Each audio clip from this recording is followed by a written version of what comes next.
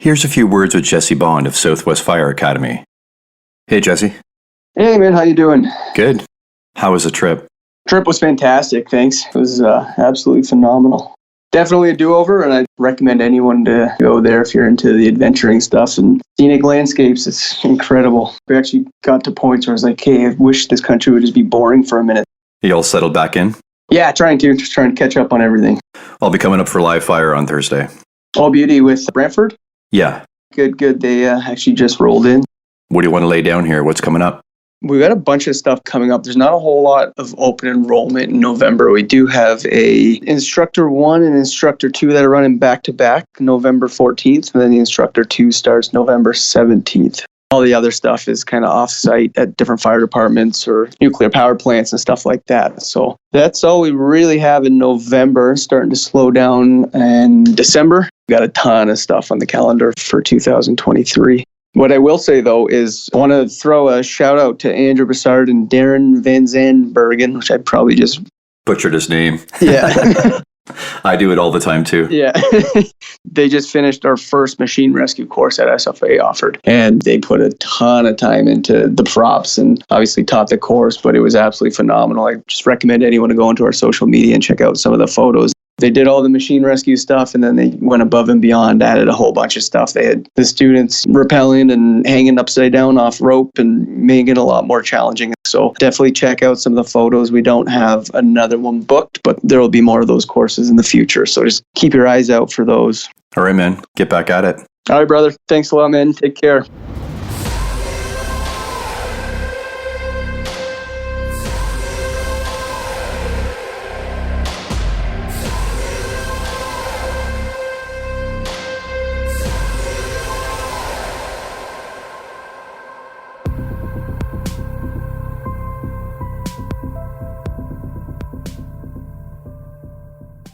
Hello, everyone. Welcome to Multiple Calls, episode 54. I'm Scott Hewlett. Even with access to the entirety of human knowledge and stupidity at our beck and call, we still carry the deep desire to connect directly and learn from each other. There is huge benefit to doing your own research on a topic, but the value of reaching out to another person or group of people for support and guidance brings more than just information. Watching or listening to someone talk at you through a technological medium and speaking and interacting with someone in person or even through that same technology are very different experiences. Real-time mutual connection and feedback has a synergistic effect, which can actually get us to our goals faster than Google and can leave everyone involved with a lasting feeling of mutual respect and gratitude.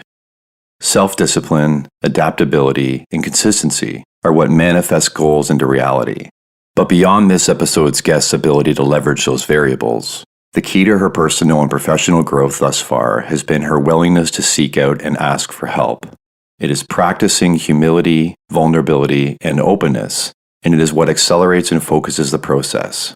Here's my chat with Hailey Green. You can just start off by telling me where you grew up and how was it in childhood? So I grew up in Whitby, Ontario. My childhood was, I would say, like normal, like childhood. Mom and dad actually divorced when I was 5, but my time was kind of split between them evenly. So my dad, every other weekend, took me to sports. We grew up all playing hockey, baseball, lacrosse. I'm very close to my siblings, like very, very close with them. My brother is a mechanical engineer, and he's out in Pembroke area now. My sister is out in BC, and she's an OR nurse, and she's also going into volunteer firefighting. We're very similar, my sister and I, so I was like, maybe you should kind of just check out firefighting and see if you would enjoy it. Obviously, it's good to have the medical side as well, too, so yeah, very close to my family. And now I live in North Perth, so it's a bit different, a lot smaller town compared to Whitby, so we would always go into town in Toronto, 45-minute on the GO train, go to Jays games, hockey games, and that kind of stuff. But I love living in the rural community. I could spend a lot more time outside, a lot more time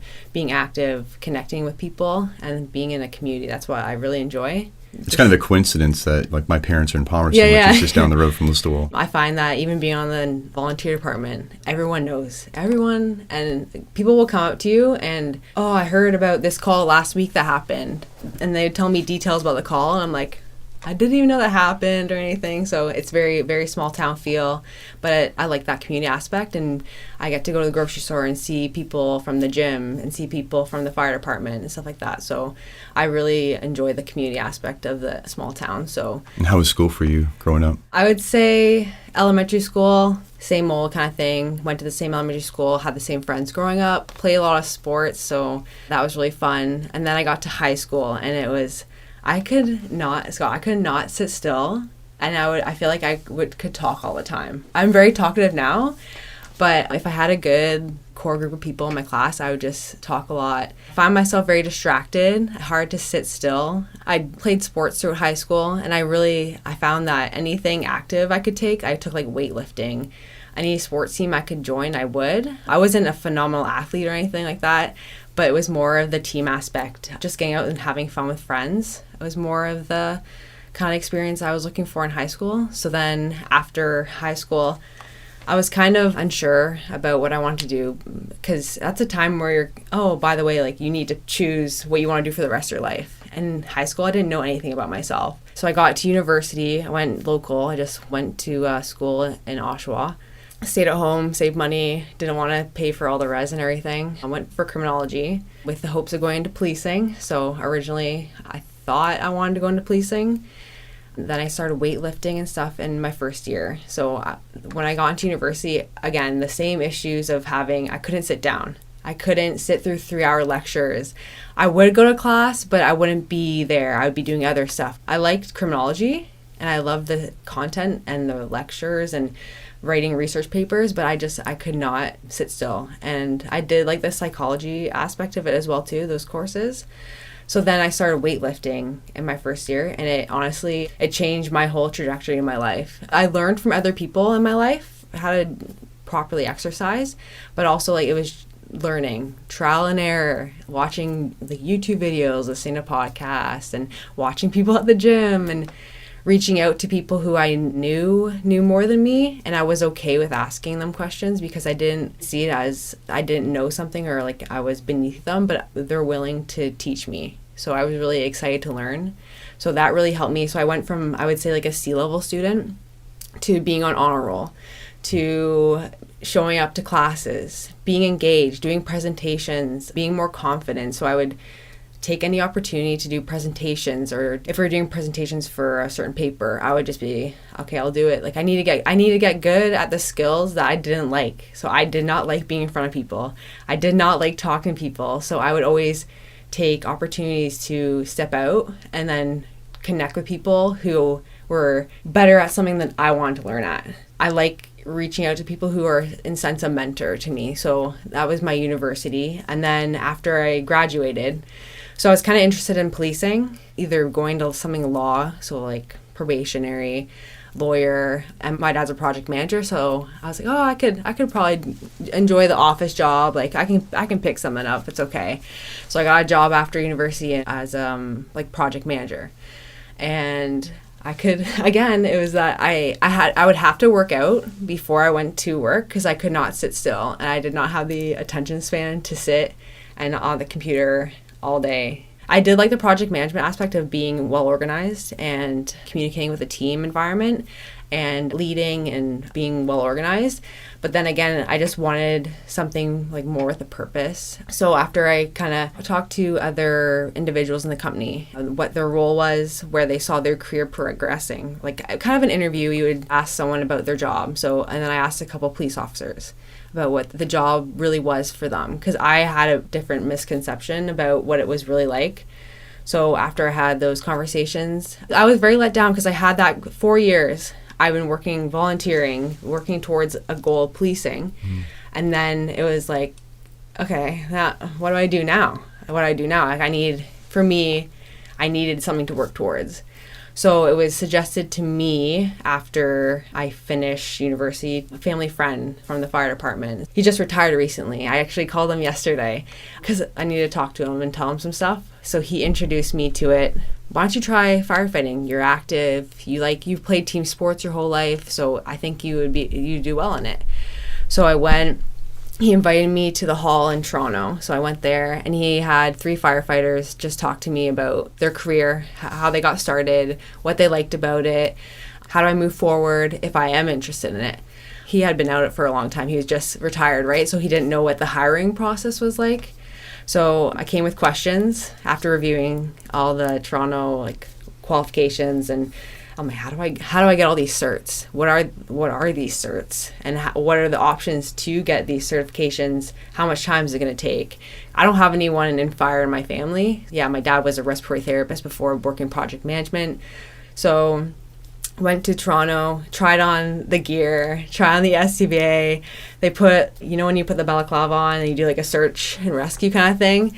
So they put a helmet out there, they put some stuff down, they made me go through, let me go on air, and then they gave me a couple tools, walk up the stairs, walk back down, and then I just checked out the trucks and everything too. And I went home the next day and I started researching ways to get into the profession.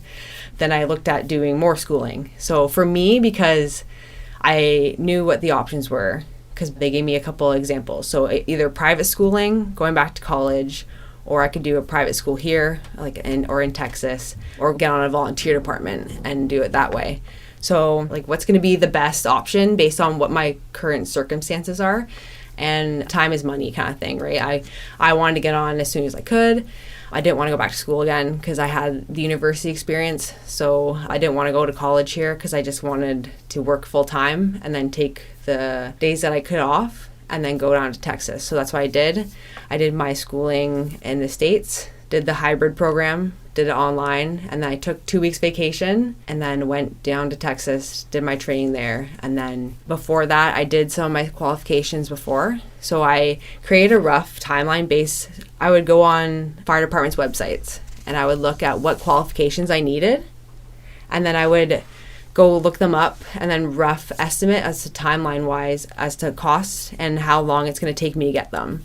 So I broke it down and created a calendar year, and then all the certs I needed kind of throughout that year after I got my Fire 1, Fire 2, Hazmat, and that's, what you get in Texas. So after that, I planned to get them all done after I got back. So Texas was awesome. I had a lot of fun. It worked well for my schedule. I didn't want to go back to school again. I wanted to start my life, and I knew this was the best option for me. So if people are looking to get into firefighting, you need to research the options. You also need to take into account what your current life situation is, because I didn't have kids. I didn't have a significant other. I didn't have all those things to take into account. So I think a lot of people, I did it myself too, looking at it into firefighting, I thought it was going to be quicker. I thought it was going to be all right, I'll get all these done. I set out a timeline, and then life happens, and it does not work that way. And then people need to be more realistic as to how long it takes and be patient, because when I got into it, I expected to be hired quicker. I expected it because I didn't have, I know people say it takes long. Some people get hired after a year. Some people get hired after 8 years. But it's the continuous pursuit that once you get that, it's so rewarding, because you look back at all the things you did, all the things you not gave up on, but you go spend time in the gym instead of going out with friends and drinking, or you find friends who want to work out with you and then push you to be better. So Texas was fun. I had a great time, and just look at your options when it comes to schooling, because there's so many different options, and don't be afraid to reach out to people who've done the different options to see what's the best for you at that time. I don't think it's super common for people to seek out and interview people in jobs that they want to get in. That's not really a common thing, I don't think. I don't think I had that idea. So it's cool that you picked up on that so early on in your academic career, and then you applied it to this, and we're so organized and looking forward into how to get this and pursue it. I've found within firefighting that I've never had a firefighter or a fire chief or anyone I've reached out to tell me no. My mindset, Scott, is if I go into something and the worst thing that someone can tell me is no, so why can't I ask them? Either they're going to ignore me or they're going to say no. So either I sit back and I don't take the chance, or I feel sad for 5 minutes and I get over it, and then I ask someone else who's willing to help me. Because now I've had so many people in firefighting who've I've reached out to, but I've also connected me with other people who are experts in certain fields, which is it's exciting because it makes me feel like there's a family aspect of it. I've been able to connect with a lot of people like yourself. You've connected me with a lot of people too, which has been awesome. And then just the networking aspect of it. I don't think a lot of people getting into firefighting, they don't think it's a huge thing, but it is truly a huge thing. I'm telling you, like, it is huge, because the amount of people, not even just the tips, the tricks, the resume help, interview question help, all that kind of stuff. It's just been very helpful. And then also even I've asked people about the departments they work for, what they like about it. So that's when I was looking for departments I want to work for. I took that into account, right, too. And just asking people questions you're curious about. I don't think there's never a dumb question. I ask a lot of questions. I genuinely enjoy learning about people and their story and how they came to find firefighting, because everyone's different, right? We have so many different walks of life, so many different stories. Some people knew like, the day they were like out of high school, I'm going to firefighting. Then there's other people who came across a certain circumstance in their life and they saw a firefighter, or they saw someone come off a truck and they're like, oh, that'd be a cool job. Or like myself, where someone saw it that you could be a good firefighter. I wish I got into it sooner. I never thought of it as a career. I don't know why. I just never did. It was never suggested. I thought like policing, because I like being active. I like different stuff every day, but yeah, I would never go back. I'm like so happy that I chose firefighting, and I say that to a lot of people too. So you said when you were asking people for help that you never really had anybody say no to you. But along the way, was there anybody that ever told you, maybe outside of someone that you were actually asking for help, that said you can't do that or you're not good enough for this? Were you meeting any blocks or negative attitudes like that along the way? Someone actually asked me this the other day, and we were talking about your podcast, because we were talking about podcasts. And he's like, oh, do you listen to Multiple Calls? Do you know Scott? I was like, I know Scott. I'm like, yeah, I know Scott. So he asked me, he said, you're very mature for your age. Like, what's your story? What's the chip on your shoulder? You know, when people have like a good story, you know what I mean? Like, that's what drives you. That's what makes you show up. In my head, I had to stop and think. I couldn't come up with anything. I couldn't, seriously not. Like, people have said things about me, but it's not my fuel. Like, my fuel is to be a better me. I know what I'm capable of. I'm not going to use the comments and stuff as fuel, because those are going to run out. I've seen myself down low, and I've seen myself at that point where I know what it feels like to feel good every day. So that's what, and if I can continue to get better, that's what I feel is my fuel. And I don't look back and say, oh, this person hurt me. Or I've had people hurt me. I've lost people in my life. But I remember during my testing, I would think of my granddad and that kind of stuff just because I miss them. But that's my fuel to keep going, rather than being someone said something poor about me. Because people have said things about me, but I don't take it as like fuel. I don't need that. I'm self-disciplined, self-motivated enough to kind of, and not in like a cocky way, but I wish everyone would feel this way. Because I think people, they don't understand how capable they are if they just stick to a plan, put the plan in place, remain patient, show up, do the mundane, boring tasks every day. Some days I don't want to work out. Some days I don't want to go for a run.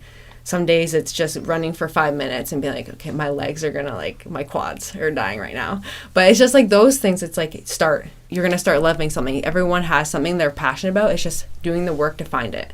Yeah, it's something I've been trying to model for the girls all the way along. Like with working out, I'll say, oh, time to go downstairs and do what I don't want to do. So they know I don't actually want to do this, but I have to. And there's a reason for it. And then they see the outcome. They see the benefit of it. Yeah, and it's more of it's a habit. It's not motivation. I don't rely on like, oh, I feel great today. Like some days my central nervous system is fried.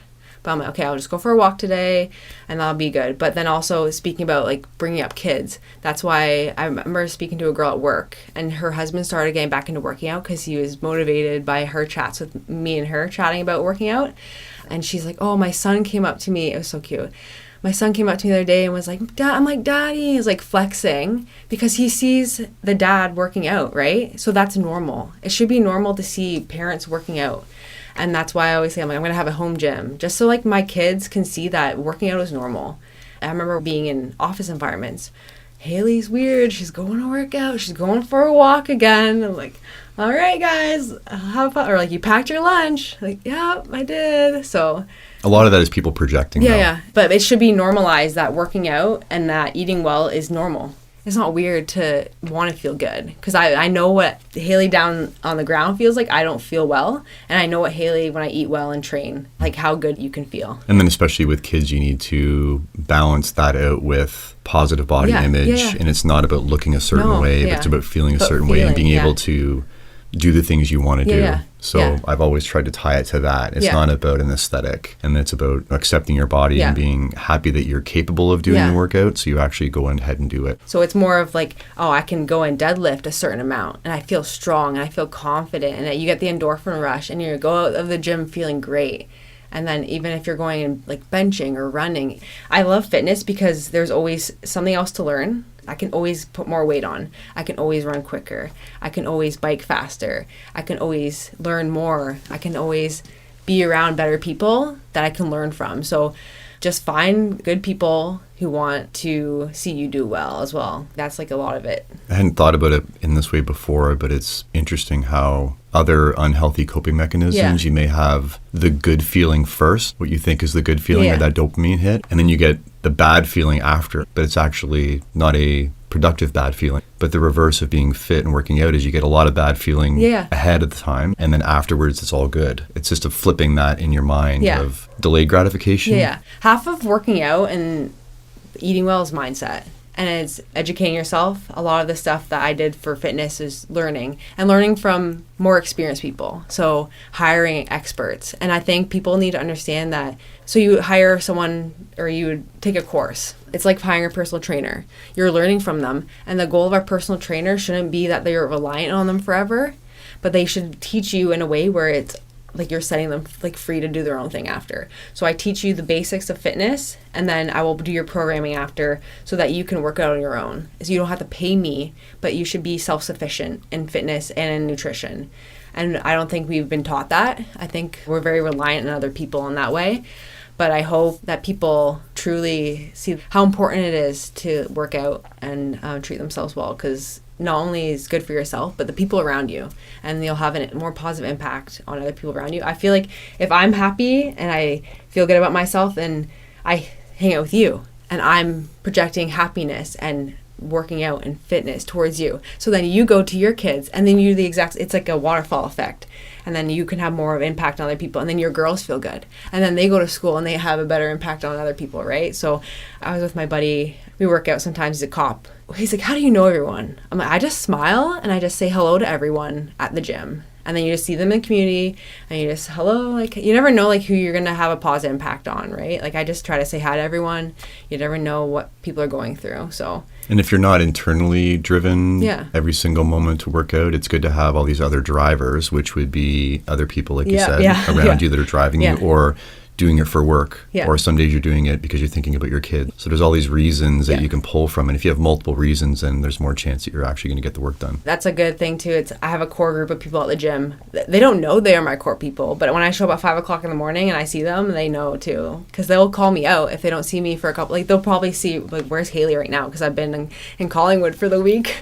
And then also just having good support on that. And then so how did you find a healthy balance for you with fitness and recovery and something that's sustainable? Originally, I was not very sustainable in my fitness. I think it was more of I had to be 100% all the time, and that was my mindset. More was always better for me. I felt like I was in an adequate spot for firefighting sometimes with fitness for some reason. I don't know why, because I was really fit.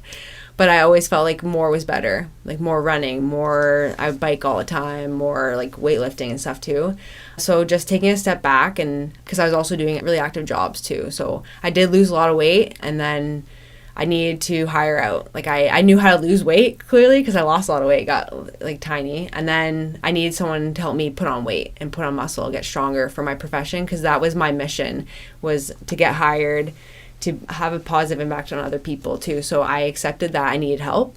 So I hired a personal trainer, helped me put on some weight, muscle, also like train specifically for the testing that we had to do for firefighting, and also having people like Amber too. So I reached out to Amber at Fit by Fire, and she helped me prep for the treadmill test, which we had no issues with on that. My cardio was good with that. So, but she personalized my program, and we had a conversation about that. But also I remember reaching out to her for a sledgehammer portion of the test, and she was just about to have the baby. I was like, hey, like, can I come over and we can prep a little bit? She's like, well, I'm gonna be due soon, so no. But she sent me videos. She sent me like paragraphs of just how to improve, how to make sure I pass it the first time, because I was going in there and I needed to get it done. So if you're not where you want to be fitness wise and you can't get there, I was at that point too. Like, people would say, oh, you're really fit. And I was really fit, but I wasn't fit to be a firefighter. I accepted that and I referred out because I needed that help. So I invested in myself. I invested in my education. I got healthy. I passed all my testing. I'm at a great spot with my fitness now. So there's two extremes, but now I'm at a really good spot, taking rest days more often and going out for fun. So running's fun for me. I have a running group that I go out with, and not having to like sprint the whole time. It's just more of enjoyable, a social aspect. Biking, social as well too for me. Going to the gym and just partnering up with a couple buddies and we'll go and just do a leg day together or something. Like, not being so serious all the time. And I think the biggest moment that made me realize I need to calm down a bit was we had a fire. It was at around 6:00 at night, and it was a structural fire. It was a 3 split unit, so there's 3 section off, right? Bigger home. We were probably there for like 6 hours, and my mindset was, okay, I gotta work the next day, but I'm gonna sleep in a little bit. I'm gonna work from home because my employer was really good with that. So I'm gonna sleep in, get to the gym, go for an hour, just get it done, right? And then work from home. And then, so we have a group chat for like the volunteer department. So the one guy texts, he's like, be ready, round 2. I was like, what do you, because he works in the city or in the town. And he's like, oh, be ready for round 2. I was like, what are you talking about? So I'm on the way to the gym, just driving. And then I'm like, okay, I'm assuming he means something's going to happen. So I'm just going to head towards the hall. Like, I'm already out.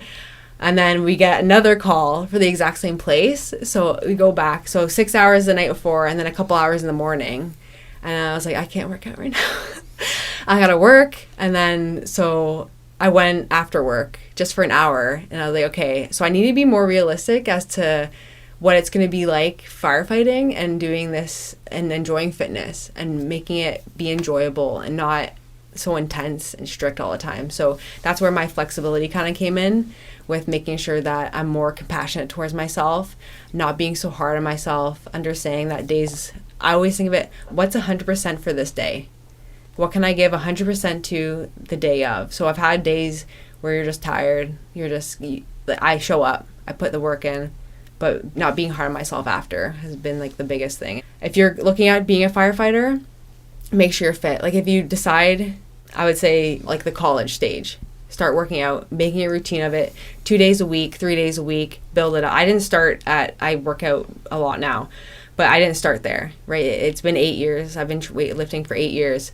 So start as soon as you can and build good habits, ask a lot of questions, watch people at the gym, learn proper form, and just make it a sustainable, healthy thing that you want to do long term. Don't go into it being like, this needs to happen now, make it too intense, and then you fall off the boat kind of thing. You need to make sure it's sustainable. And then what's based on your current life situation as well too. Consistency doesn't mean every day. No. Some weeks it might be 7 days a week. Yeah. Because you feel great and you're recovering, and some weeks might be 3 days a week, but it's at least you're just every week you're doing something. Yeah. You're balancing it out. So that was when I was going through the interview process, and then I was doing testing. My goal is just to show up, and I knew I had priorities. My priority was to get my testing done and get hired. But then you still need to work out. And I still need to work on my relationships and take care of myself. So then those couple of things I had to take into account, like obviously hiring and making sure that that's key priority right now. It goes up and down. Right now I have free time, so I've been working out more. But before that, I was really busy, so it was still there. It was always there, but it was more being like, okay, hour in, get it done, and then let's keep going, and not being mad at myself for it. But I still had great workouts. But also, when you have more time or less time, you need to be able to be more flexible and understanding that you can't always be at 100%.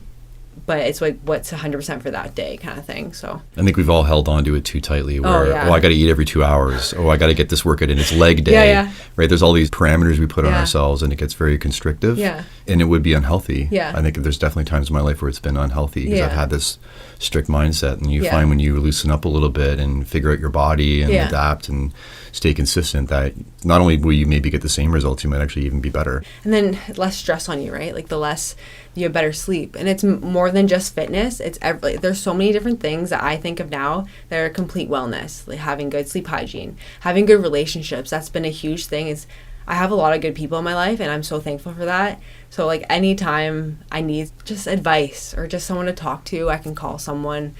I just have like a lot of good people, and not even just firefighting, just my community, my friends, my family as well, everyone. So just being more like compassionate towards what fitness is to you, and also just making sure you eat well. Don't go too far in one way and cut other things out, but just making sure it's well balanced, and that's like the biggest thing. And some people are going to have more time than you, and some people are going to not have kids, and just don't compare yourself to other people, because other people, you don't know what's behind the scenes.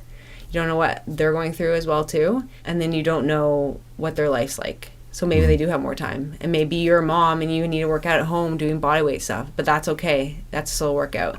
So just being understanding in that aspect as well too. Speaking about good people, then let's segue off of that and then talk about specific mentors that you come to mind and how they've helped you out along the way. So I've had, the Laffey family. That's the family that introduced me to firefighting. So it's my best friend growing up's dad. So he would always coach our softball games, and I was very close with her growing up. Yeah, he introduced me to the career, and I'm so thankful for that. His son is on Toronto as well too now, so that was a big thing for their family. And I remember, this is just like a side note, I remember I would always go to their house, like we would just hang out, me and Christina, and then I didn't know like the firefighting schedule. And I was like, why is your dad always home? Like, does he not work? Like, yeah, this is the schedule. And I was like, oh, okay. Because he would always doing like construction stuff too. So yeah, when I called him the other day to let him know that I got hired, he was very excited. So yeah, I'm very thankful for them and for their help that they did for me. Also, Stoney, I know I'm going to name drop everyone here, but he better be okay with it. He says he didn't do anything to help me because he said, it's all you. I'm like, no, you've helped me so much. So he just helped me with resume prep, helping with cover letter, just being a good mentor. I think everyone needs a Stoney in their life because he's one of those people, when you're like, you tell them something that you need help with. Where I was like, okay, I need help with testing because I need it to get hired. He would just keep me accountable, but in a way where it's like passive aggressive and it's funny. If I didn't get it, I know I would have let him down. I didn't tell anyone else that I got hired, and I told him because I needed his accountability. I needed him to be like, hey, like you need to stick with it. So he's been awesome with that. Just in balance, like bounce ideas off as well too. It's almost better to have people that instead of being mad at you, they're disappointed in you. Yeah, honestly, yeah. And I was like, I need someone to be like, Hailey, like get it together. And he would always, I don't know what it is. It probably just, I don't know what. But whenever I was struggling with firefighting, or I felt down, or I felt like I'm never going to get an opportunity to like be full time, someone would text me. Like you would email me or something, or text me something that kept me going. Or someone else would reach out to me saying, how's it going? Or like, how's your process going? Or just to follow up. And it was just, I don't know what it is, but it's perfect timing every time. That just kept me motivated, and people kept me consistent and showing up. And that's like half of it. Is just, it sounds boring, but it's like the mundane stuff that you have to do every day, and interview prep, all that kind of stuff that makes you stand out, but also keeps you going. And that's like half the battle, is just like continuing. And those are the ones who get hired, or the ones that stand out, that keep trying, and that don't stop and continue to learn and better themselves. So yeah, Stoney's been awesome for that. That's a great example of why you do need to have a support network around you, because then you're not really leaning on one person for everything. Yeah. And all these people are giving you a little bit, which everybody can give everybody a little bit. It's when you have to give one specific person or everybody everything of yourself, and you're spent, and I think you're giving less of what they need because you only have so much to give. But if it's spread around, you can give a little bit to everybody, and if everyone does that, then it builds everyone up. And then they also connect you with other people who can help too. So that's another thing, Stoney connecting me with other people as well too to help out. With my family and anyone in my life, I was really good at communicating how busy I was. So my family was so understanding, because you know how it goes with interviews or anything really in firefighting, when it's just nothing's happening and it seems like at once everything goes crazy. So just being able to communicate with I don't have a significant other, don't have kids, but telling my friends, hey, like, I'm really busy right now. Like, I can't really hang out, or I can't do stuff. Like, we need to coordinate around my schedule. So my friends have been great for that. Also with family, I let them know, hey, like, really busy right now. I can't do as much stuff with you. I'll try to make as much. Just being very upfront and communicating that was really good, because it takes stress off me, and it lets them know that I'm not upset with them or anything, but just my life's busy right now, just because they know how important the goal is for me. So good communication, especially if you're like in a relationship or have like kids as well, just making sure when you're going into firefighting, realistic about the timeline and being very communicative to the other person about what the situation is going to look like, because it is very time consuming. It can take a lot of money as well too to get hired. So just being realistic about that as well too, and having a plan in place, and then being okay when the plan shifts, because that happens a lot. And you mentioned how supportive your siblings have been. I hope everyone has a relationship with their siblings that I do, but they're awesome. Like, we talk all the time. They don't live close to me, and I wish they did, but they've just been awesome. They're very hardworking, very driven people. We have a lot in common too. We all like to work out, and they all continue to learn and progress themselves as well too. So my brother, he played junior hockey growing up. He's a hockey bro, but is not a hockey bro, because he's a mechanical engineer, and we always go to him for money advice, like banking advice as well too. He's very good financially, so we ask him stuff. And my sister, she's an OR nurse, so very smart with that kind of stuff as well too. So anything medical, I ask her, and just very thankful for them and the relationship I have with them. I'm really very. And your volunteer crew's been supportive in mentoring you as well? So my crew, I think we have one guy who's younger than me. Most of them are older, so it's nice because a lot of mentorship, and they let me get on the tools. They let me do like overhaul. They let me go in. They pair me up with experienced firefighters too. They let me ask questions. It's just, I asked the one guy, because I told them that it was nice that they let me do a lot of stuff, because I don't know about other halls, but being the rookie, they kind of like throw me on the stuff, which is nice. And then, but they won't do it in a way where if I don't know something, they won't be like, oh, Hailey doesn't know this. They'll teach me, and they'll show me how to do it. And then they see where I need to improve on as well too. So then they'll help me practice more on those kind of things I need to improve on. Very supportive of me. And also I asked a couple of the guys to help me prep for the testing that you have to do for full time. A couple of the guys helped me out. Dane, he helped me out with prep. He's been a great teacher. He's a very good trainer. He's very good at explaining stuff, and kept me accountable. I remember, because I didn't see him for a bit because he just got hired full time. So he was doing recruit training, and I didn't see him for a bit. And then he saw me. We were prepping before for testing, and then he saw me a year later, I would say, because he was gone for that long. And then he saw me. He's like, yeah, Hailey, you're looking jacked. Because he saw me when I was really tiny. And he's like, I didn't know how to say it to you, but you need to put on some weight. And then we did some of the testing that I need to do. You have no problem with this. Like, you'll be fine. So it's people like that who they see that you put in the hard work. I put on the muscle. I practiced my testing, and he was basically there just to help me out and be like a mentor or proctor kind of thing for that. So he was awesome for that. There's a couple other full-time people who have helped me out just with testing, just reaching out to them and asking them to show me technique on how to throw hose or how to do knots and stuff like that. Like, I knew where I needed to improve on. So I asked higher ups who was good at what task, and then I would ask them. We would break it down, and then we would practice those skills. So then it was just mindless. That's why I wanted to go into testing mindless. So it would just be, I was so confident in myself, and that it was like nothing, that I could just go and do it. So my crew has been really good with mentorship, and they were very proud. It's been great. They've been awesome to me. So it's interesting how you mentioned how he wanted to tell you what you needed to do physically to get better for the job, but was inhibited because he was concerned because gender is a factor there. Because we want to get to the place eventually where we just talk as firefighters supportively, right, and constructive criticism, all of that. But it is a matter of fact that we're still in this place, we're working towards that, but we're still in a place where gender in some aspects, in some departments, in the service in general, is still an issue. So he even wanted to be equally supportive and constructively critical with you, but was inhibited to do that because he was worried about how it would come across. So it wasn't even in a way, the reverse would be hammering on somebody because they are of a certain gender or whatever the trait is you don't think that they belong there in a negative way, and maybe not wanting to say the negative thing because of that, or saying the negative thing because of that. But it was interesting how he wanted to be helpful and was inhibited in doing that because of gender was the fact. I don't think it was the gender thing. I think it was more the fact that, like, I didn't know him that well. I see, you know what I mean? It was more of, like, we just kind of, like, I didn't really know him too well in that aspect. I think it was more of that. I don't think it was...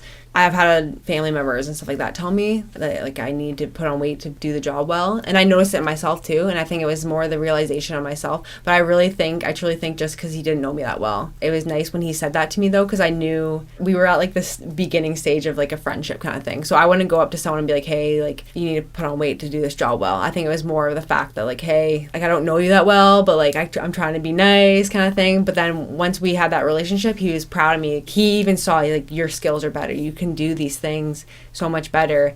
Just when you're that size, I didn't know how to tell you because we weren't, like, close in that way, right? But now you kind of build that relationship with someone and you can be open like that with him. I think that was mostly, I don't think it was definitely not a gender thing. It was more of just like, hey, like, we're kind of, like, just starting out to be, like, because I haven't been on the volunteer department too long. So I think it was more of just be like, hey, like, we're kind of both, like, new friends, but, like, by the way, like, if you do this, you can be better kind of thing. Sure. But now I like people like that who are upfront. And that's why I appreciate him saying that after.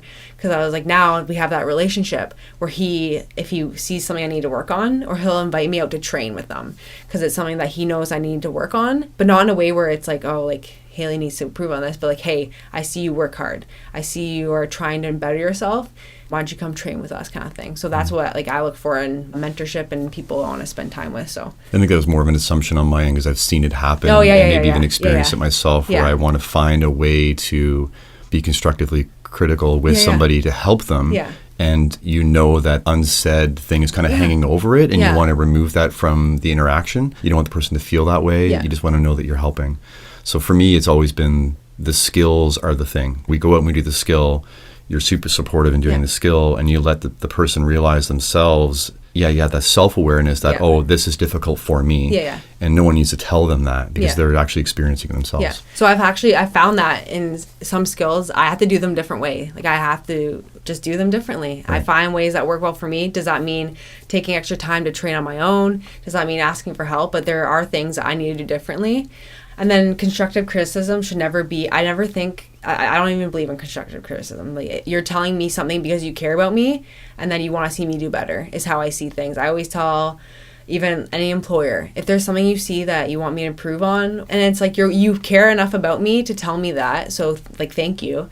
Like, I did a project for the municipality and I did a council presentation and the CAO asked me after to come to talk to him about just how it went. I wasn't nervous and he told me just some tips. He's like, great job, but by the way, just letting you know, here are some tips to how to improve. I think it's weird when people don't give you feedback because it's like, I'm not perfect. So there has to be something that I can improve on.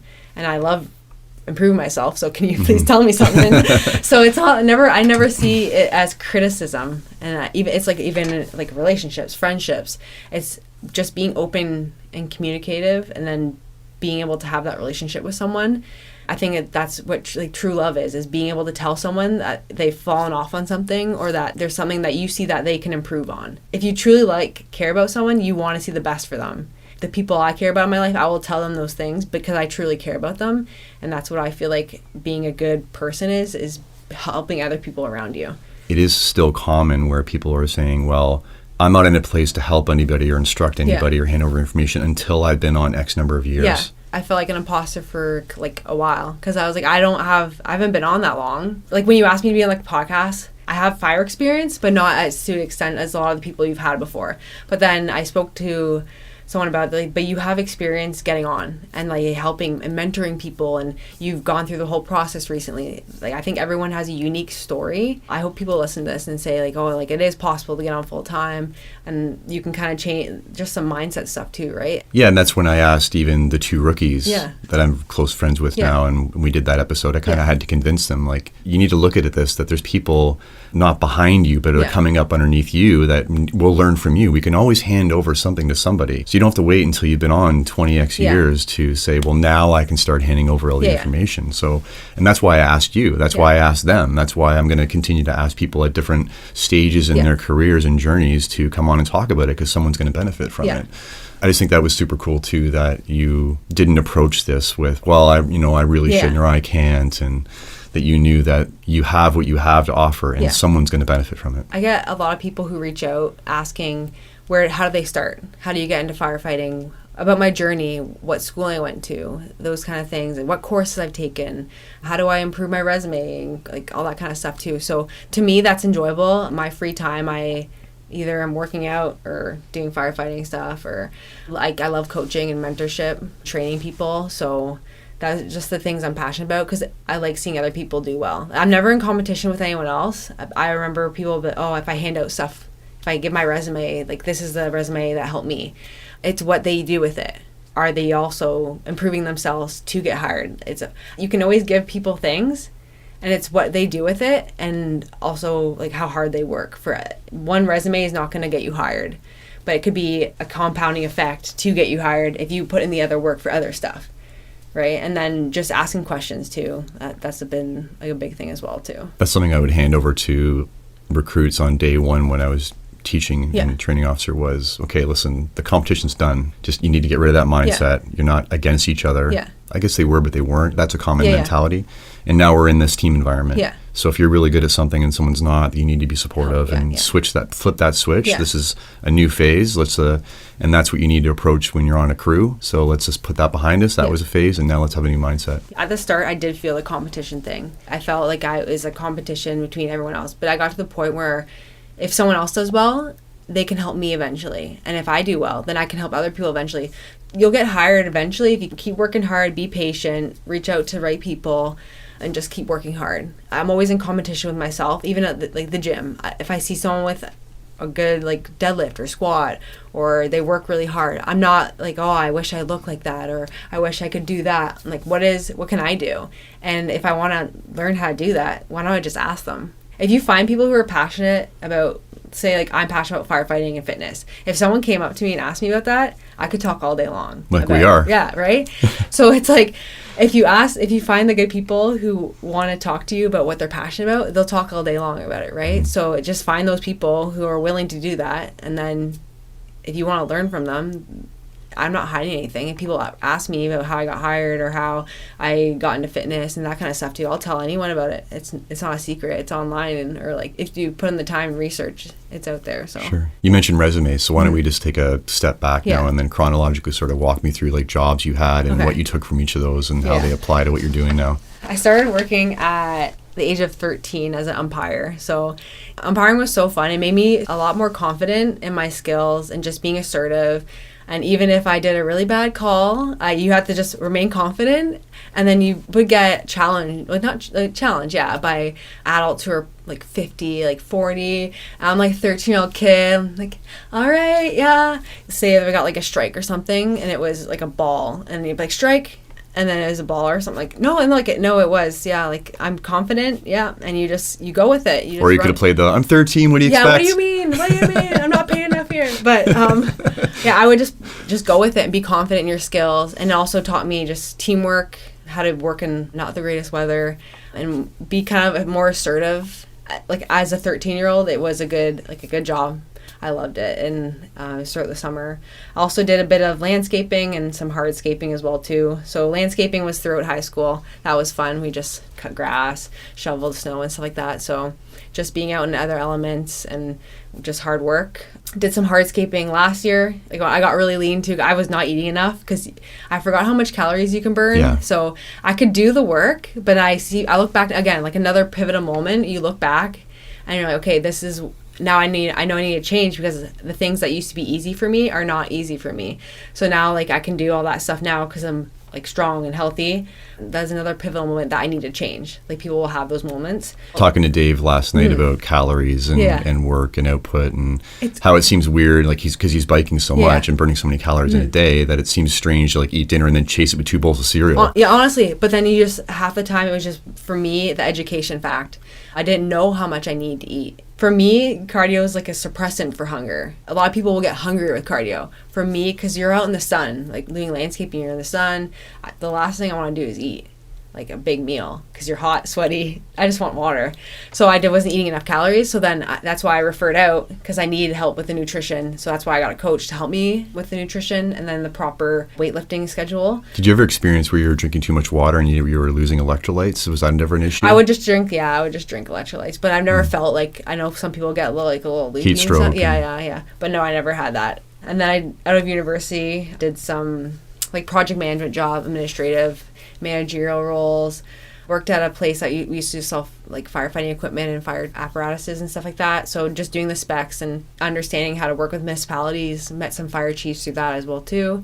I also worked as a community support worker.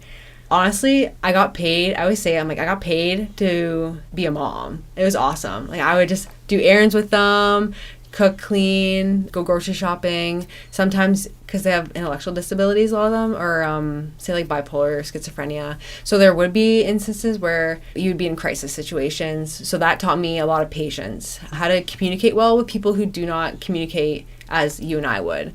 So just learning how to work with each individual was a big thing as well too. So learning how they communicate, learning what they like to eat, what they like to do in their free time. So just go and do fun stuff with them, take them out like the minivan, go to Tim's or something like that. So it was a very rewarding job because some days they would have their bad days and you could tell. So then I knew how to interact with them on those days. But some days they would be so appreciative and, oh, thanks for supper and all that kind of stuff. And you see their smile and stuff like that. There's so much benefit from learning how to meet people where they're at and accepting the realities of the moment and then finding out how to support them properly. Yeah. So how applicable is that to firefighting? A lot. It is the customer service, right? Like I'm helping a patient. Some of them couldn't even walk on their own. Like they were an extension of me. Like I was helping them kind of thing, right? So like helping them walk, helping them on the walker, helping them eat, take medication, and also just being able to take good document, like noting stuff, because we'd always have to track everything. Giving medication as well too. And also there'd be situations where one guy would be on the couch, 2 seconds later he'd be in the shower, and then one guy would be trying to get in the fridge, then I'd be cooking dinner, and then I'd be running all over the place. But it kept it entertaining. You build a relationship with them. Like, I miss them. You build a relationship with them because you're taking care of them, right, too? And they're very appreciative of this stuff as well, too. And then you get patients, a lot of, like, crisis stuff, too. You see, like, a lot of things. Like, we will see as firefighters and people in crisis situations, so that really kind of walked me into it easier than I think a lot of people. Yeah, like a lot of de-escalating, dealing with police and stuff like that as well too. So, but besides that, it was a very rewarding job just to be able to help people. Like, I don't mind cooking. I love cooking, cleaning, and everything like that too. So they would just watch TV. I'd go around, cook some dinner, clean the house a bit. I'm like, this is sweet.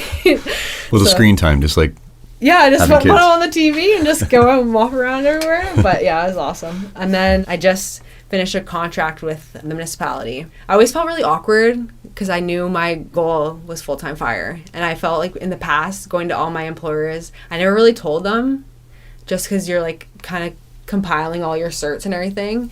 But I never hid it. It wasn't just like upfront, like, hey, by the way, I'm trying to be full-time. But I went into this job because I was a firefighter volunteer with the municipality and also worked for the municipality, that they knew I was trying to get full-time. So that turned into them just being really supportive. And also I really liked it because they believed in my abilities to complete all my projects. Like there was no hand-holding ever. It was like, this is what we want. What do you think? And they gave like full reign to do anything. And then I would just ask for feedback. Hey, can we meet to discuss this? You want your employees to be able to do well on their own, but also just like mentor and guide them. So that was really nice because it was more of not watching over and like, what are you doing? It was more like, this is what we were kind of looking for. Can you do this? And we really like your work. So that was a lot of it. And then any days off like I needed for firefighting, they were awesome with. So it was they were really like happy for me too, which was really good. So how have you found now using social media and putting yourself out there to be a coach in a lot of ways for other people?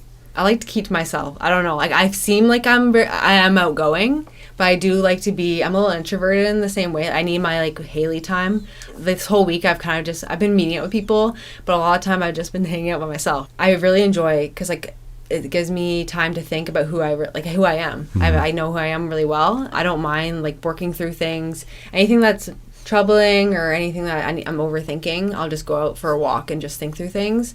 But social media, it's been a good way to connect with a lot of other firefighters for me, just around like even Ontario, and then also with chiefs and stuff like that, firefighters who are higher ranking one as well too, just to connect with the fitness especially too. I find that a lot of them will post on social media about their fitness, and I'll ask questions about that kind of stuff too.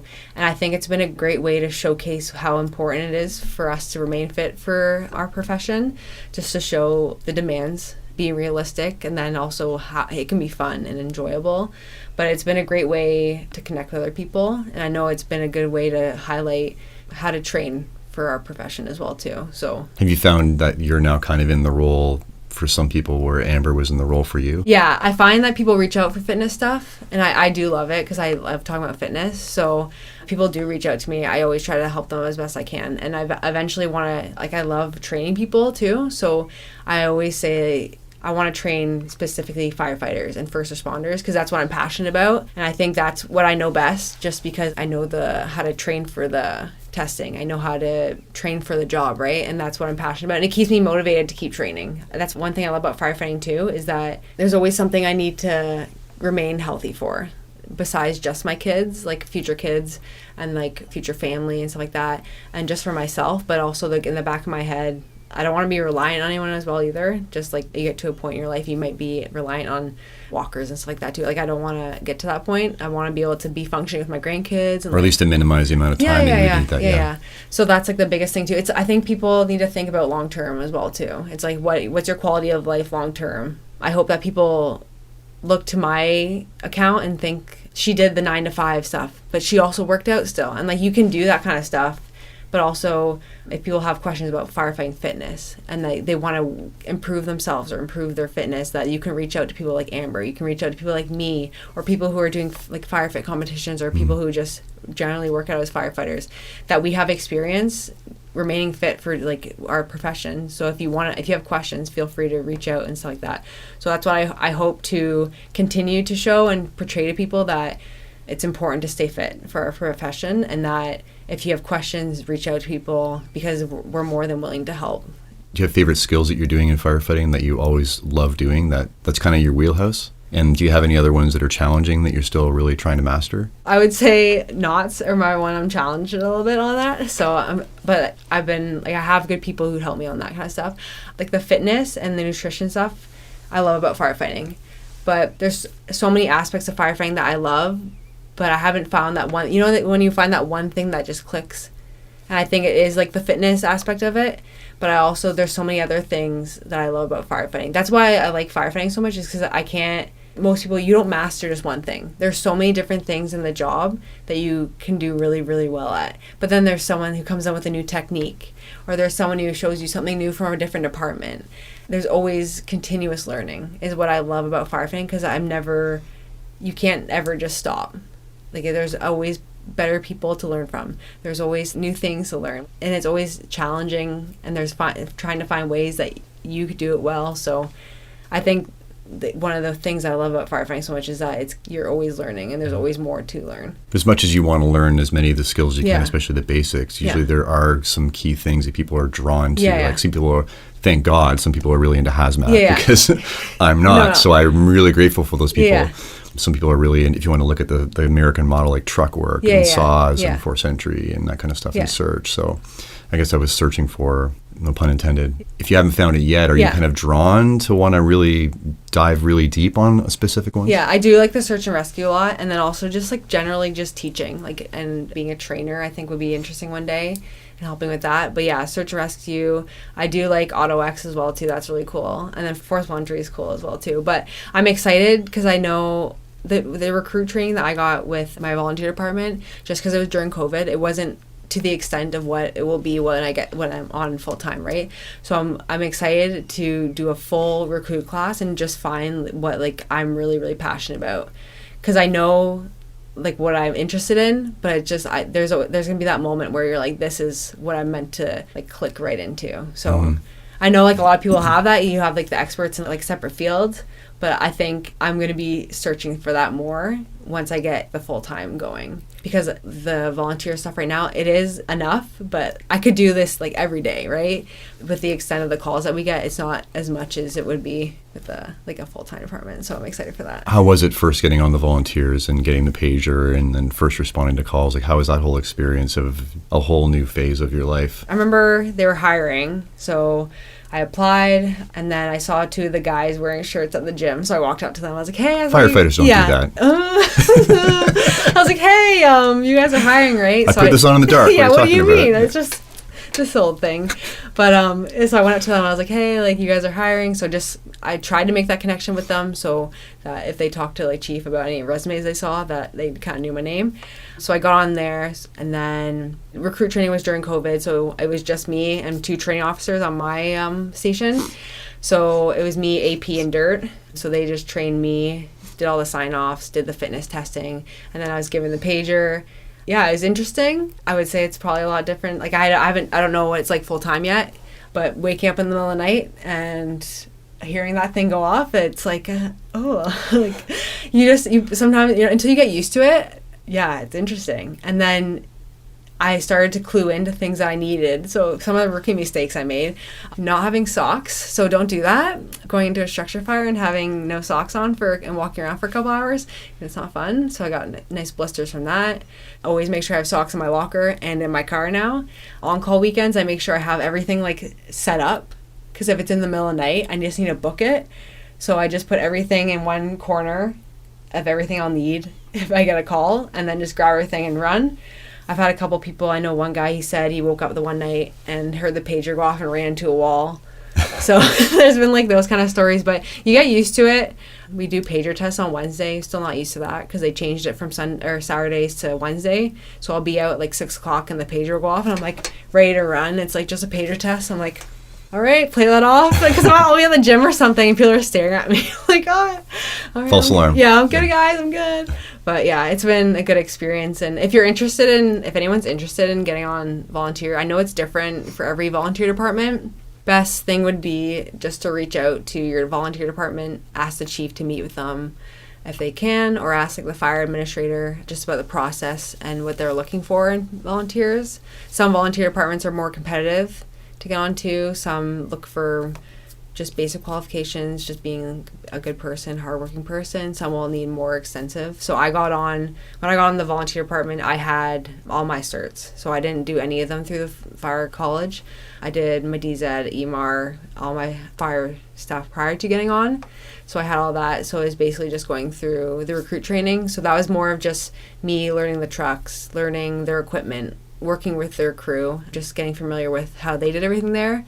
Realistically, I didn't need to go through the recruit training, but I needed it because I needed to know how they wanted things done and how everything was set up there, so which was really helpful to get to learn. So, have you had any challenges that you faced and overcome along the way to becoming that desirable candidate? I was not patient at first. I was expecting it to be, this is me just kind of like oblivious to it, being able to get my certs done quicker and then it happening faster than it did. Anyone out there, just be patient, have a rough timeline as to when you think you can get things done, and just don't give up. You just keep going towards it, because some people will just give up after a couple years. So the biggest thing is just keep going. It'll take time. It's like anything. If you want to lose weight, if you want to put on muscle, it just takes time and correct education. If you don't know things, you have to refer out by hiring someone. I also let it take over certain aspects of my life, so it's all encompassing because you want to get hired on. So it took over some aspects of my life, but then finding a good balance after. So I found a really good balance with making sure that fire was always there, but also I was good with my job, fitness and stuff like that too. So, but that's just realizing that you can't live like that long term. I made those changes after coming to that realization, and then ever since that, I had no issues with that. Especially if we're all or nothing people, which we tend to be, and then fire fit and combat challenge can be like that, right? You could find a balance and compete at whatever level you want, but a lot of us take it to the extreme, like we do with everything, and it can take over your life, right? It's either like 0 or 100. If I like something, it's 100. If I don't like something, it's 0. So I always give my buddy, he wants to go boxing with me. I'm like, I don't like boxing, but like I started to like golf. So I'm like 100. So it's like there's no in between. It's either no or yes. So, but it's a good thing because it just shows you're like dedicated and stuff like that too. But it's finding a good balance as to being more realistic with your time and how much you can actually give right to that. Not reaching out to mentors sooner and networking. So I spoke with my chief on the volunteer department. She told me how a lot of her success came from mentorship and networking. So ever since that day, okay, how do I network? So I just went out and would just try to connect with anyone I could. And I found so much help with people who just connect me with other people for interview prep, for helping with that kind of stuff. Yourself, just connecting me with other people in the fire service, people who specialize in certain things that could just improve me as a candidate and also help me stand out. Because I think a lot of people don't think about mentorship and networking because everyone knows each other in fire services. I don't know. Everyone does. So making sure that you keep that into account, and then if you have good people who to connect with, they can connect you with other people, and it makes you a better applicant too because you have more experiences and examples to go off as well. I used to also say yes to a lot of opportunities that didn't align with my goals. So just refining what was important to me, that came from a lot of self-reflection and understanding who I am as a person. So just having my core set of values and then making sure that anything I do aligns with that and being okay with saying no. I used to say yes to everything because I felt bad, not like pity or anything, but I was like, oh, like I'll try to make time for it. But now it's more of, is it going to help align with what my goals are and what my values are, my mission with the fire service, with my health, fitness, and just generally helping other people. Does it align with that? And then I'll proceed with it kind of thing. So just making sure I stuck with those things. I always used to take failure as really hard. I would always think, I'm not able to do that skill, but then I changed my mindset as well too, towards what failure is. So if I wasn't good at a skill, again, I would just ask help from someone who's better at it than me. And then if I failed a test or something, don't take it hard. There's going to be instances where you're not going to hear back from a department, or you're going to stop at one stage of the interview process. And it's going to be like feel defeating, but also when you get into it, you have to understand there's going to be situations like that where it's going to be a hard stop, or you're going to have issues with some testing or something as well too. So if you need help, ask for help, and then just revise a plan, and don't see a failure. It's just an opportunity to revise a plan and start over, and then go into there confident and fresh and ready to go. Failure in our culture is still very much seen as an end. Yeah, but I think it's just an opportunity to kind of look at your plan. Obviously it didn't work that time, but it's not just done. You can revise a plan. It might take more practice. But then I remember my dad, because there was an issue I was having with one of the testing. He said, I told him that, and it was just frustrating because I couldn't do it well. And he said, okay, so what do we need to do? Like, how can I help you? What plan do we need to put in place, and how can I best help prepare you for this? Now that he offered that, I was like, now I can't let my dad down. So let's figure it out. So then I just, because I could do fitness, I could program my programs, and I could work through a training program like day to day, right? So I broke my training down as to how I would program for fitness. So I would just see it as like, I'm just going in to practice these skills for this long, and then I would break it down. So like you would say like you're practicing like a squat, so you would take like a dumbbell squat instead and break it down that way. For 20 minutes I'll work on knots, or I'll work on climbing up with the ladder on my shoulder kind of thing. So breaking it down so that when you compile it all together, you get a nice squat, right? Like you break it down and then you are able to do a squat with proper form. So like seeing my training as that way and breaking it down made it easier to get things done for me. So it's such a great skill that most people see the breadth of what's in front of them, and it's instant overwhelmed. Yeah, it's like, how do I work through this program? It's like step back and then just break it down. And do you need to practice your knots more on one section to be able to tie off your halyard kind of thing? Like, is that going to be it? Or how do we, like a hydrant lay or something, how do you throw a hose properly? Or how do I connect with the hydrant properly or efficiently, right? So it's breaking down those skills and then going from there and then compiling them all together. I asked you about people that maybe were barriers to you or blocked you in general, but you mentioned in your write-up to me about cutting toxic people and negativity out of your life. So maybe just expand on that. Again, with the saying yes to everything, I would allow people who are toxic, just negative attitude, and I didn't want that in my life anymore. So just removing people who don't want the best for you, because I generally want the best for other people. So those are the type of people I want in my life too, who want the best for me. So just being okay with removing the people who act like they want the best for you.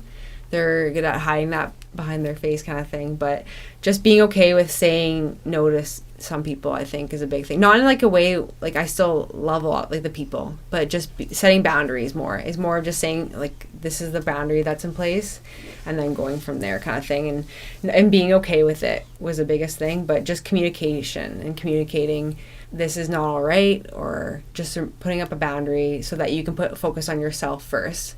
Does that mean like if your partner's not supportive of you going to firefighting because it's taking up too much time, it's like, this is important to me, and just communicating that this is important to me, making sure that you're on the same page, then that's like half of it. It's just having that conversation and making sure that they're aware of what's happening as well too. And if you've put it out clearly, that then it's not on you to make them respond in a certain way. Like they have to meet you halfway. Now it's on them. You've put it out. Now they can meet you equally. Exactly. Yeah. As an adult. I think that's a big thing. And just attracting good people in my life who want to see you do well, who want to do well for themselves, and ask those questions where, hey, Hailey, how do I run and weightlift on the same day? Or, hey, can I come out for a 5K with you? I'm trying to learn how to run. Like I had one girl at the gym who asked me to go for a 5K, and she was having issues with just getting the 5K done.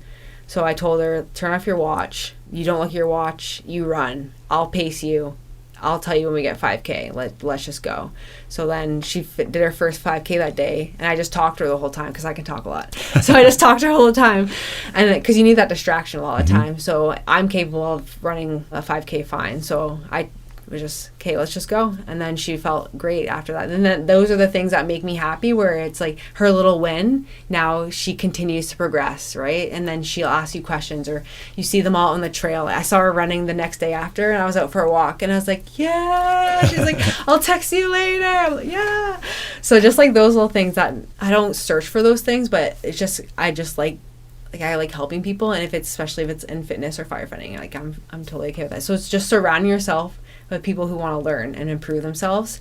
They don't have to be on the same stage as you, but just they want to improve themselves, and they're interested in what your story was as well too. So I know you're big proactive on mental health, but have there been instances with yourself or family and friends along the way that have been lessons learned and things you've adapted to and overcome, or watched them overcome, or help them through their struggle? Personally, no. Like I haven't really had any instances with like mental health, and I'm very thankful for that. I think fitness, knowing who I am as a person, has really helped me with that. Just the stress relief of fitness has been like awesome for me. I feel off if I don't do something active, and the feeling if you don't move, like even a walk. Like I went for a walk this morning. I was like, I need to move my body.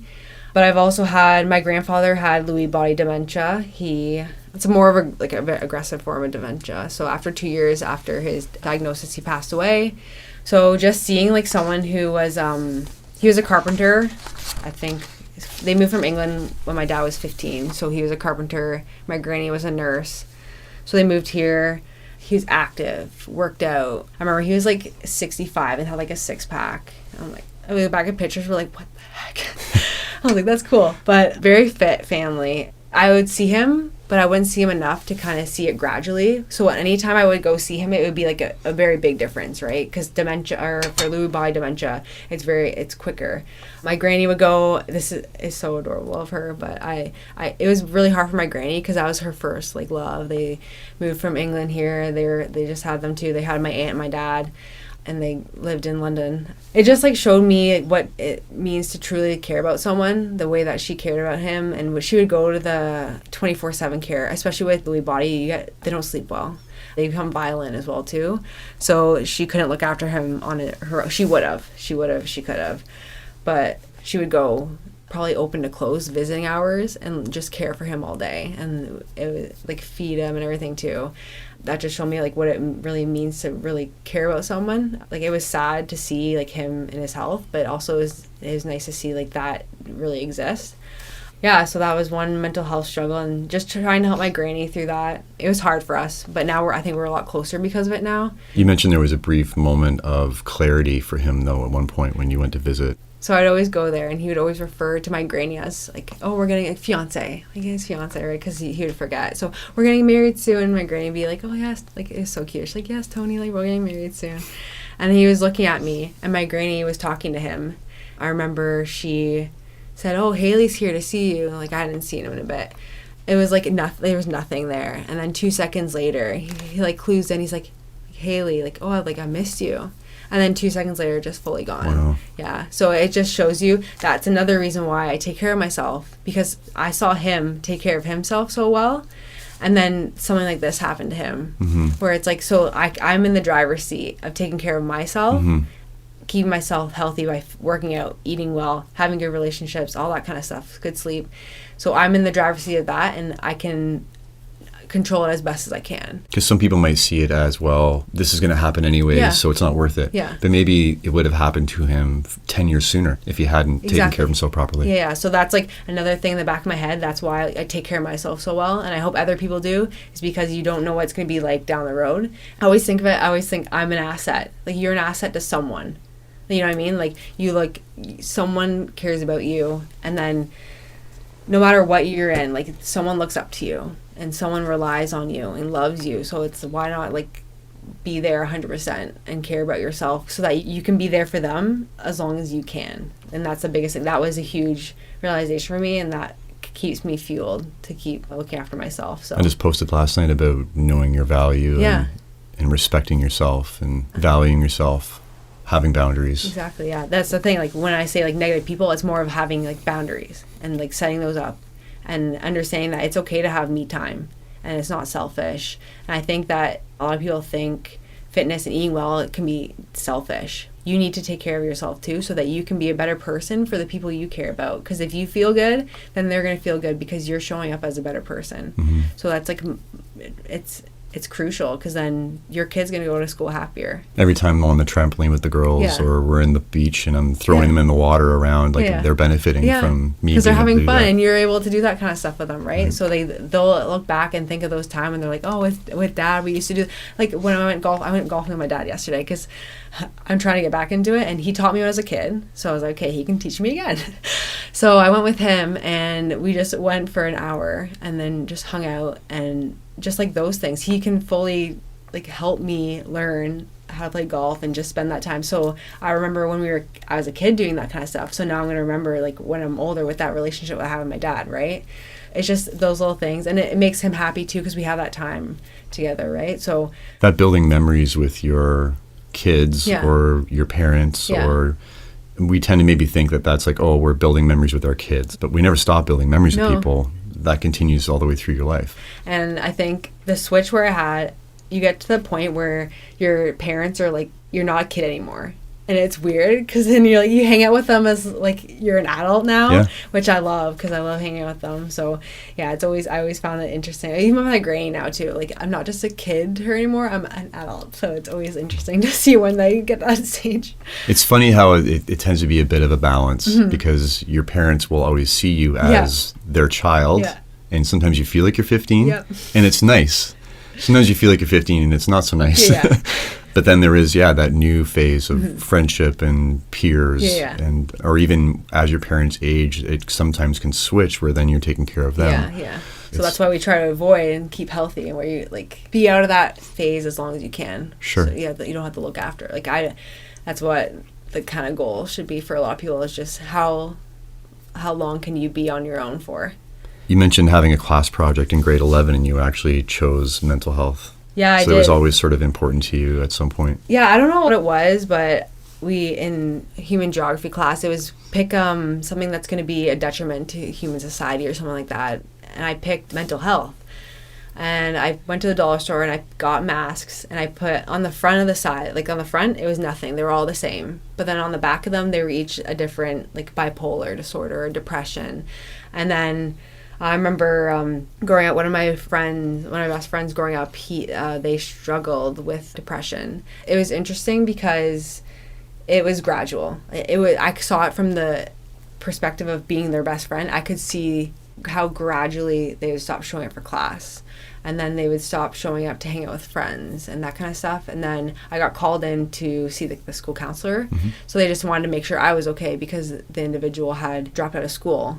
I knew it was happening, but I think I was just like blind to it because I didn't understand what it was. Or you couldn't name it. Yeah, I couldn't understand what it was. And then I thought I was okay, but again, it impacted me because I had my best friends no longer at school.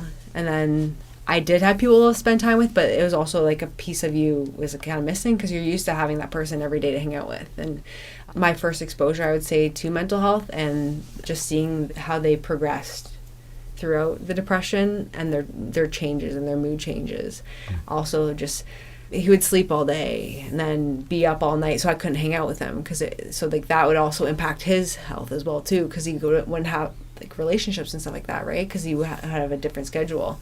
So just like seeing those types of things, and that was I think the first time ever kind of close to me someone was struggling. So, but I do get people now ask about like going to the gym and having anxiety regarding that. I think because I had my sister to start working out with, and like 8 years ago we started working out together, I never felt like gym anxiety. I was always just, my form was probably horrible and it's probably embarrassing. But besides that, I never felt out of place at a gym. But I do have people reach out, how do I get more comfortable in the gym? I think most of it's just knowing what to do. So educating yourself, making sure you know what you're going in to do for that workout, and also just going in confident, talk to people. I used to be really bad at talking to people. So I made a goal for myself just to talk to one new person every day when I went to the gym. So that's why I talk to everyone in the gym now, because I just would naturally just talk to everyone. So talk to front desk reception or talk to someone doing good form or something. So that helped as well too. I think for me, I've never felt crippling anxiety, but I think a way that I think of it, because I do get anxiety if I do like testing. So say if I go to do my firefighting testing, I'm anxious. I view it more as a way that is natural. And how do I work through this? Because I am anxious, I'm accepting the feeling, but how do I work through this feeling? Because I know it's uncomfortable, but I know I've done it before. And I know this feeling doesn't last forever, so I'm just going to ride it. I probably look like in shock because I'm like freaking out inside, but how do I work through this in the proper way? Because I know I've done it before and I can do it again. And my one friend, we were out for a run. I think his narrative in his head was that he was an anxious person and that he couldn't talk to people. So I challenged him and I said, why don't you reframe how you view your anxiety and then challenge yourself to talk to one new person at the gym or something, like that kind of stuff. And so he messaged me the next day. He's like, hey, like I introduced myself to this person. I was like, okay, good start. And then just keep encouraging that, because I think he got into his head that he was an anxious person all the time. So then you tell yourself that narrative and you keep believing that. Mm-hmm. So I was like, I know you're capable of doing more, and you're not that anxious person that you always think you are. Or even more so that I'm an anxious person, and because of that I can't do X, whereas it'd be I'm an anxious person, but I can still do these things using these skills and tools. Yeah, so that's what a lot of the firefighting stuff, it's like I'm anxious. I know I'm anxious, but I know it's going to pass, and I have other things to think of that will help me work through what I'm feeling. And then after, I can go to the gym and I can de-stress. So it's like having those like coping mechanisms to work through things. So it's finding what works well for you. I think everyone's different, but it also takes like reflection and finding things that, how do I work through these problems that work well for me? Because what I say works well for me is not going to work well for everyone too, right? So it was such a relief for me in managing mine on my journey to realize that you don't get rid of anxiety, you just get braver. Or you learn how to manage it. But the goal of usually, if you have a problem, is remove the problem. And if you can't remove the problem, it gets very frustrating. That can dive into depression. Exactly, Knowing that, okay, this is a thing with me. How do I surmount that while it still exists? I think anxieties, though it could be on a range, it is normal. And I think even depression, like those things are like a normal human feeling, but it's about finding ways to work through them that work well for people, like themselves. So that's a big thing. We touched briefly on how gender kind of still is a factor in the fire service. That's a reality. And we want to work towards a place where it's not. And then also we touched on handing down information and inspiration and support to others at whatever level you're at. So are there specific things that you would like to pass on to other young girls that are just discovering what their options are, or other women that are maybe considering or maybe not considering? Are there specific things from your perspective and vantage point that you would want to sort of fast track them on or remove barriers for them? I would say if you have questions, reach out, and don't be afraid to reach out to any female, like anyone. If you're interested in learning about how they got into the career, because some of us, like I got in, I'm 27, I'm turning 28 soon, so I'm kind of like at a good age to get hired. If you have questions, ask from someone who's either more experienced or someone my age. And then also, I wish I got into it earlier. So I think the programs that people are putting in place right now are great for females to get into and learn more about the profession. Yeah, I think it's just ask questions and then search out for programs that can get you into it. Do research.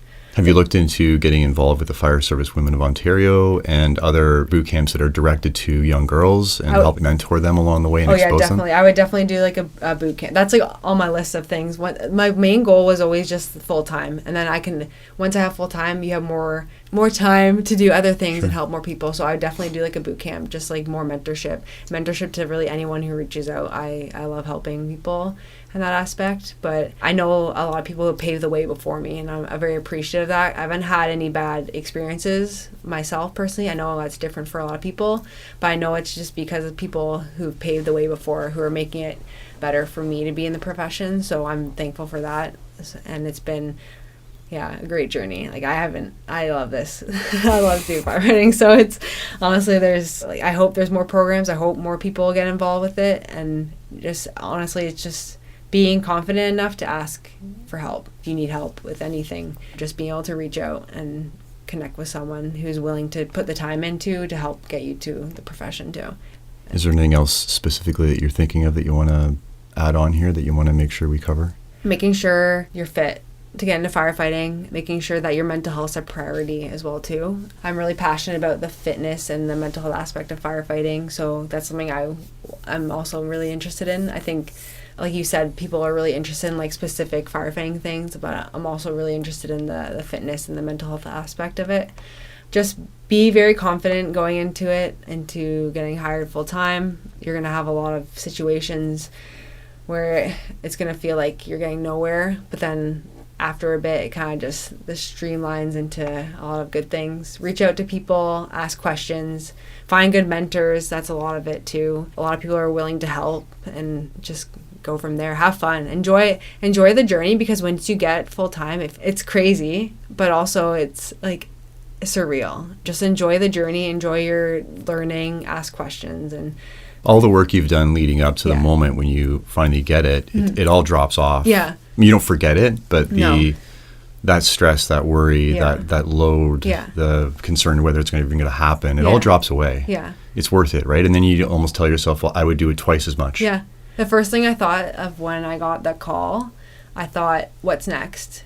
Because I knew, like, what's next? I have time to do not only just firefighting full time, but also connect with people like you, help grow your mission, and also like grow my mission of the firefighting fitness and all that kind of stuff too, and just be able to give back more time, because I've had so many great people help me, so I want to help more people and give back my time to help not only people get into the career, because that's what I enjoy. Like I always enjoyed the pursuit of the career. I would spend a lot of time interview prep, doing all that kind of stuff, and ways to improve my resume, and doing courses and stuff like that as well too. So I really enjoyed the pursuit of firefighting, and then also just teaching and training with other people too. So just the human aspect and connecting with people too. So well, hopefully people have seen that you've been tagged recently more often, in some of the posts that we've been doing, because you're actually going to be coming on board and helping with the podcast, which is amazing, right? So I usually ask, like, how do people reach you? But I guess they can find you where they've seen you linked on IG. But are you on other platforms too, or is it just Instagram? Yeah, I do have a LinkedIn. I'm going to be posting more on that as well too. And I do have my own website. I'm going to be working on that. I can give you all the links for that, but that'll just be a blog kind of just to highlight some of the things that I did to stand out in the recruitment process, and just to help with fitness and wellness as well too for firefighters. Do you journal? Have you thought about documenting your recruit class? So I did. So I remember I'm going to get some books and document that. I don't know, like, if people would be interested in seeing that, like the whole experience on like a blog or something, I could eventually do, but I'm going to definitely make sure, because I want to like fitness journals. You look back and you look at the weights you used to do compared to now. I want to have that same feeling when I look back and 20 years on the job, and I look back and think about the days where I was in recruit class and I was still like at the bare minimum kind of getting into it. So I'm excited to kind of do the training and everything like that and just learn from more experienced firefighters. I love learning, and I'm going in with a blank slate. I want to learn how they do it and also give like advice and questions and stuff like that and just soak it all in because I'm just so excited. So I think a journal or a blog, definitely a digital blog, would be really beneficial to people. And it's great because not all mentoring is done direct person to person. A lot of it happens vicariously or through secondhand, or there's a lot of mentors in the fire service that we've all learned from that have passed away, or that we'll never actually be able to physically connect with. So just putting it out there, and you never know, just like this, you never know who's going to come across it and then recommend it to somebody. And next thing you know, someone's going to pick it up and they'll get great benefit from it. So anytime we have room to even add that extra piece where you're planting a seed and you have no idea where it's going to become, I think there's benefit in that. I get a couple messages a week on like my LinkedIn asking how to get into the career, what courses should I take and stuff like that too. So if anyone has questions, reach out. But you also find good mentors that are in your area. That could be a volunteer at your hall or someone you reach out to on social media too, right?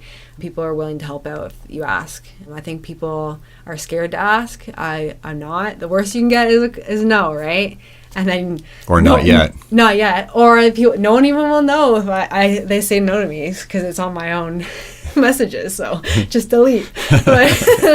But yeah, just be confident in your skills and everything too as firefighters. So that's the biggest thing for me. I hope this was a good experience for you too. Yeah, well, it's been great to know you. Like, you've helped me a lot with getting hired on and just with keeping motivated to keep going. Because there's been times in my pursuit towards firefighting that it's been in a lull, but having like people like you to reach out and send me messages like that kept me motivated to keep going. That's awesome. And I'm all like very happy to be part of the team now too, because I think we all kind of bring in something that's it'll be a great team. And I stand very strong with the mission of and especially with the people you bring on too. Yeah, Brad and Matt are really stoked as well. Yeah. Oh, we should team workout and like team hangout. I'm totally in.